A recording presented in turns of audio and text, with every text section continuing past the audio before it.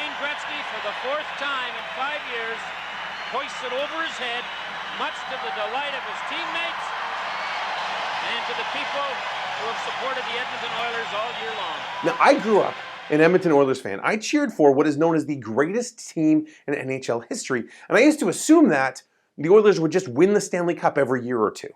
But then I went from that greatest of heights to a great crash when I watched that greatest team in NHL history get sold off in the late 80s and the early 90s. Then came 2006. The Oilers' Cinderella run to the Stanley Cup Finals. Against Cam Ward. Score! And I remember sitting thinking to myself, they might actually do this. With that at the half boards. Oh, score! A ripper from the sideboards by Ethan Morrow. That moment of excitement, that moment of great hope became a moment of great devastation. It was gut-wrenching. Because with 5 minutes left in the third period, the Oilers goaltender Dwayne Rollison was injured on what should have been a nothing play. And he's got Ladd and gave it to him. Ladd run into the goal post. The goaltender by Bergeron. This could hurt a goaltender. Ladd is a big man, and Bergeron nailed him. And Rollison was crunched right into the cross. And the Oilers went on to lose the game. And yeah, eventually they lost the series in 7 games. But if you can understand the roller coaster of emotions that all of us went through in that game one of that Stanley Cup Finals game one, when we watched our team, poised to set the tone for this final series to a devastating loss, both of the goalie and of the game, you start to understand a little bit of the emotion that Jesus' followers would have gone through when you look at the events of Holy Week. Now, while we know how the story ends, while we know about the resurrection of Jesus and the 50 days of Easter and Pentecost and the birth of the church, those who were Jesus' closest followers in the first century, they didn't know this. They didn't know what all of these things meant. And so what you see in the gentle way that Jesus brings this to them, he has several appearances to individual disciples after Easter Sunday. One of these is the story of Luke chapter 24, where Jesus encounters 2 of his disciples on the road to a village called Emmaus. I'd encourage you to pick up a Bible and to read it for yourself. But there are 5 lessons we can learn from this story, 5 things that we can know about God, about Jesus, in the way he relates to us, based on the way he related to these 2. The first is that Jesus isn't always what we imagine him to be. He comes to walk with them on the road, and they don't recognize him. We often have images of what God is like, or what we think God is like. Images that have come from our own imagination, images that come to us from popular culture. And what can happen is if we're stuck on these images, if we're stuck on these ideas, we can miss the moments that God does show up in our lives.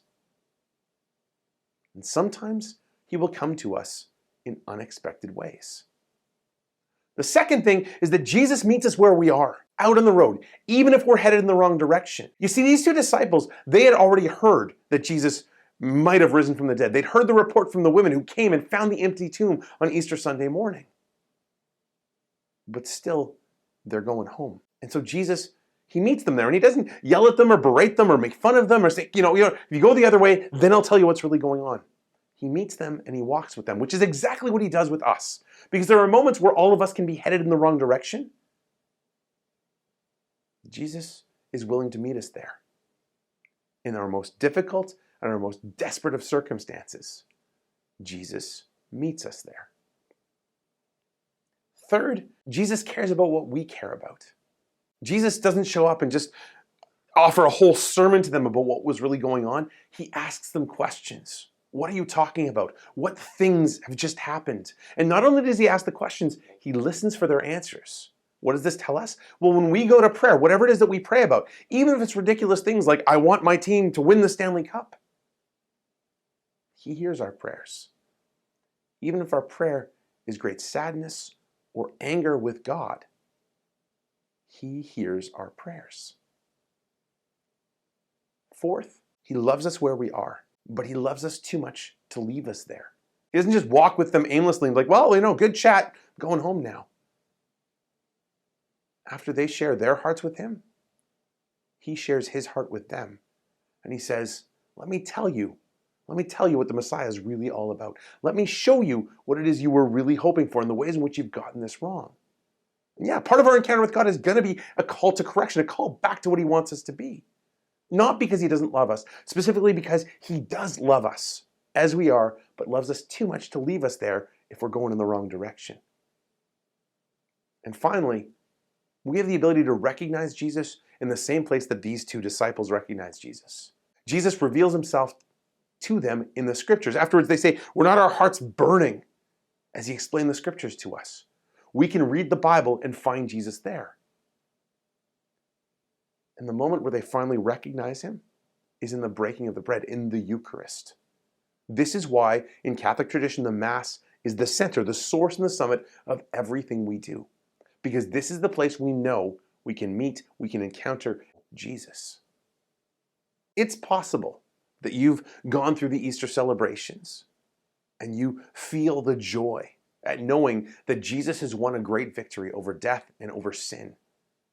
It may be that you have no idea what that means, and you've got a lot more questions than you have answers. I want you to know that however you approach questions of faith, religion, church, the Bible, Jesus, God himself, he wants to walk with you. He wants to show you what he's really like. He wants to hear about what matters to you. And maybe, just maybe, if you give him the chance to do that,